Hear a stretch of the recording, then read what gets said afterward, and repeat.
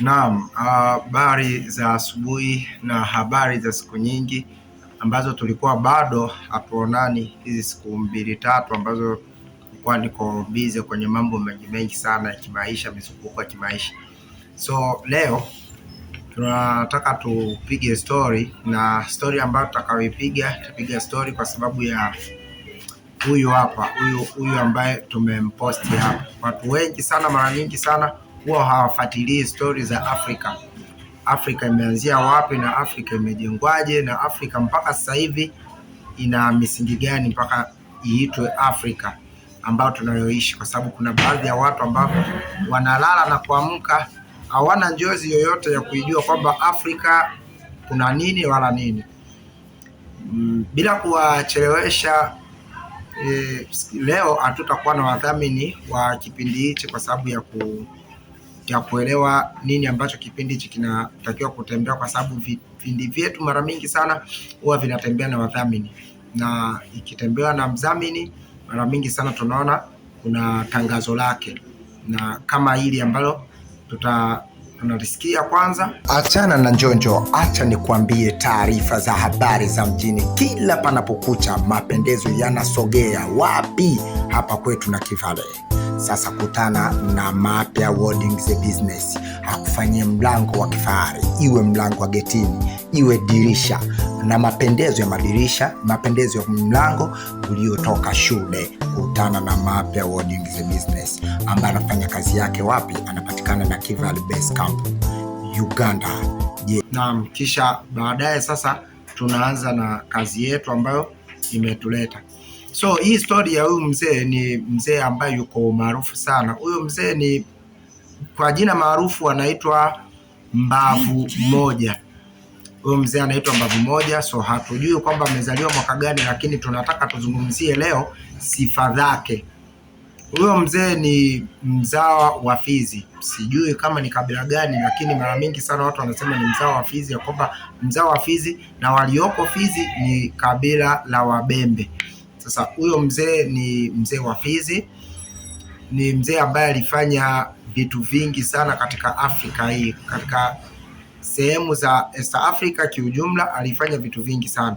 Mzee huyo alifanya ukombozi ambao ulisababisha yeye kupata sehemu kubwa sana ya kuaminika na kuogopwa sana na wakoloni. Nini ambacho alichokifanya kwa Wabeleji? Huyo mzee ni mzee ambaye alifanya ukombozi. Kwanza, kitu cha kwanza ambacho alichokifanya ni mtu ambaye alifanya mageuzi ya kivita. Mageuzi ya kivita, zamani vita walikuwa wanapigana kwa kuagizana kwamba saa fulani, mida fulani, siku fulani tutapigana. Lakini huyo mzee aligeuza mfumo wa kivita, ramani ya kivita kiujumla aligeuza, na akaleta system ambayo inaitwa ambush. Yaani mkiwa mmelala wanakuja kuwapiga usiku, au mida yoyote wanakuja kuwafikia. Huyo mzee ndo aliyekuwa wa kwanza kugeuza ramani ya kivita. Na kitu cha pili, huyo mzee aliwahi kupiga wakoloni mpaka wakakubali, Wabeleji walikubali huyo mzee na kumweka mpaka kwenye pesa, kwa sababu kipindi kile walikuwa wamemiliki Kongo, Rwanda na Burundi kuwa ni nchi moja. So kwenye hali ambayo ilikuwa imewekwa Kongo, Burundi na Rwanda kuwa nchi moja, huyo mzee aliwekwa kwa pesa noti 10,000, shilingi 10, yani noti ya 10 ambayo mnaiona hapa. Huyo mzee aliwekwa na kuonekana kuwa ni shujaa kwelikweli ambaye aliyewaonesha kimabavu. Kitu kingine ambacho mzee huyo aliwahi kufanya, kuna minara miwili ambayo imejengwa. Kuna mnara wa kwanza umejengwa huko Beljiji wa huyo mzee huyo hapa. Huyo mnara ambao umejengwa Beljiji wa huyo mzee umejengwa kule kama shujaa ambaye aliwaonesha kwelikweli kivita, na aliyegeuza ramani ya kivita huyo mzee, kwa sababu hiyo ni sehemu ambayo imewekwa minara ya mashujaa mbalimbali, lakini huyo mzee aliwekwa namba 1 kuwa ni shujaa aliyegeuza ramani ya kivita. Pili, ni kitu ambacho kilioneshwa huyo mzee kuwa ni shujaa kwa Tanzania.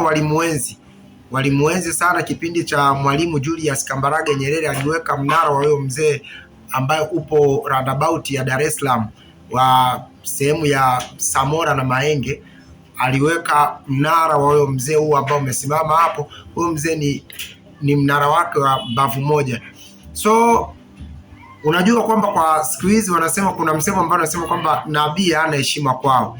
Siku hizi mbili ndo sasa tumesikia kwa huu mwaka ndo Fizi sasa kwao walikotoka ndo wamefanya sasa mnara wake, naye pia wamesimamisha mnara wa mzee ambaye anaitwa mbavu moja. So vitu vingi ambavyo alivyofanya mzee, ni mzee wa kuheshimika sana na ni mtu ambaye alifanya vitu vingi sana, sio vitu vya kufikirika vya leo wala kesho. Ni mzee ambaye alifanya maajabu mengi sana, mambo yake ni mengi sana, ila hayo machache tu ndio utayapata hapa kwa Plamed Sharo TV, kwa sababu uijue sura ya watu maarufu ambao walifanya vitu vikubwa sana kwa hapa kwetu Afrika, zaidi sana East Africa. Wakombozi walikuwa wakina nani? Kwa hiyo huyo mzee ndo mzee ambaye aliyetambulisha Fizi kuwa ni kitovu cha ukombozi, ambaye aliyepambana vita.